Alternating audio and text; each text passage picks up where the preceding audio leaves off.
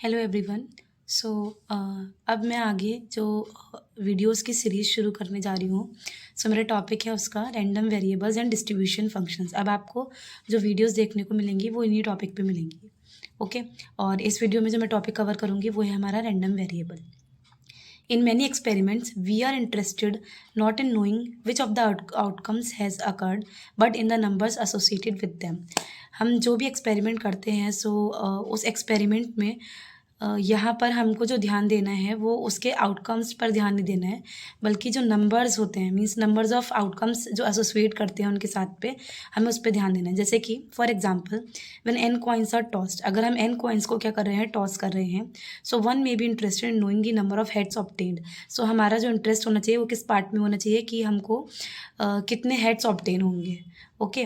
Now when a pair of dice are tossed, one may seek about the information about the sum of points. और अगर हम एक dice को toss करें या फिर एक डाइस को थ्रो कर रहे हैं, अब पेयर ऑफ डाइस, इन दो डाइसेस को अगर हम थ्रो कर रहे हैं, सो हमारे पास जो सैम्पल स्पेस आएगा, सो उसमें से हमें जो इन्फॉर्मेशन कलेक्ट करनी है वो क्या कलेक्ट करना है कि दोनों डाइसेस पर जो पॉइंट्स आएंगे उनका सम क्या होगा। ओके।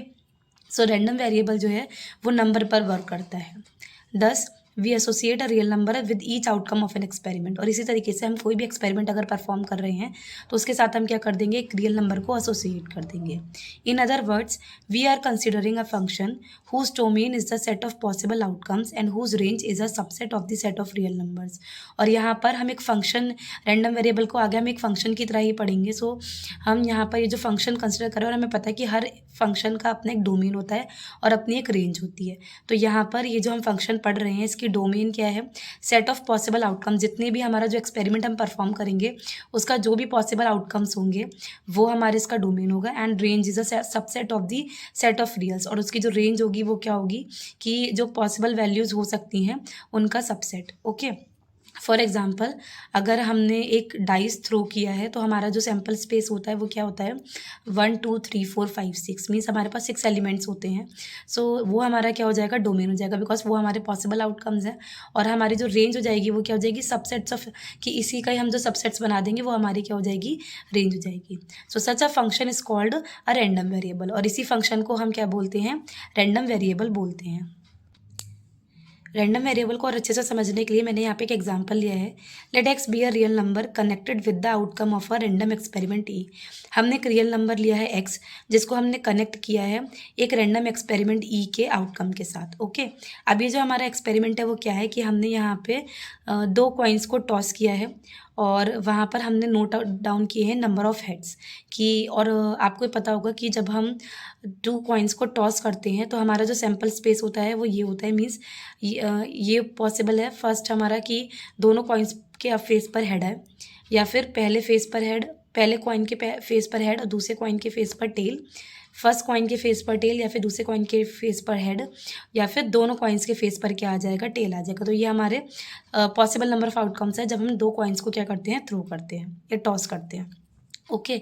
यहाँ पर एक्स की वैल्यू क्या हो जाएगी कि अगर हम बात करें कि जब दोनों कॉइन्स पर हेड आ रहे हैं तो जो रैंडम वेरिएबल ये जो एक्स है इसकी वैल्यू क्या हो जाएगी, 2, बिकॉज नंबर ऑफ हेड्स क्या है यहाँ पर, 2 है।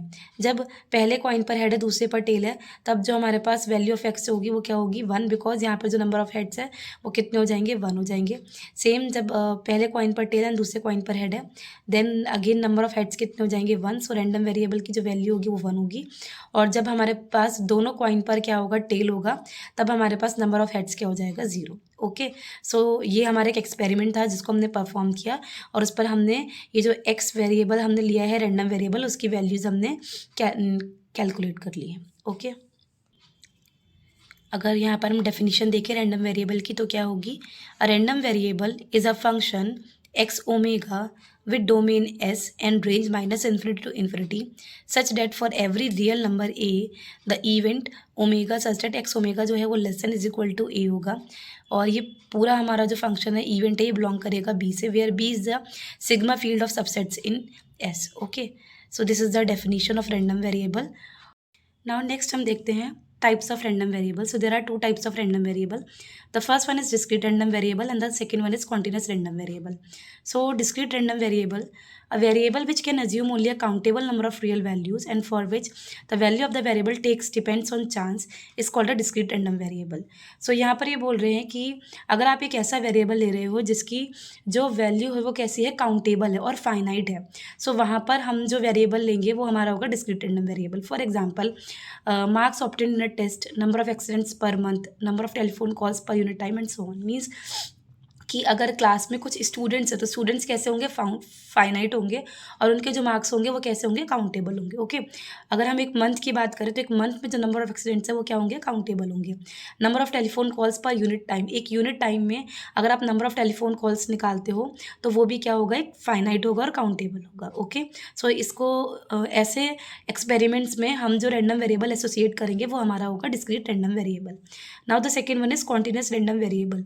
अ random variable x is said to be continuous if it can take all possible values, integral as well as fractional, between certain limits. Now continuous random variable क्या होता है, so जब आप क्या करते हो, कोई भी आपके पास एक्सपेरिमेंट होता है, सो वहाँ पर जो आपका रिजल्ट्स आ रहे हैं वो एक रेंज में आ रहे हैं. मीन्स कोई भी पॉसिबल वैल्यू जो होती है वो हो सकती है. मीन्स इनफाइनाइट डेटा अगर आपके पास आ रहा है तो वहाँ पर हम जो रैंडम वेरिएबल एसोसिएट करते हैं वो करते हैं continuous random variable. For example, अगर हम बात करें number of stars in our galaxies, तो आपको पता है अपनी गैलेक्सी में जो स्टार्स होंगे उनकी कोई रेंज नहीं होगी, वो बहुत सारे होंगे, इनफाइनाइट होंगे. सो वहाँ पर हम जो रैंडम वेरिएबल एसोसिएट करेंगे वो है हमारा continuous random variable.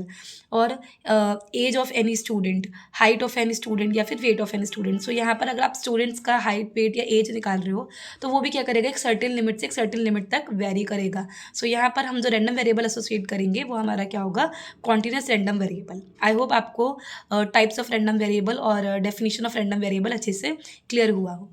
Thank you.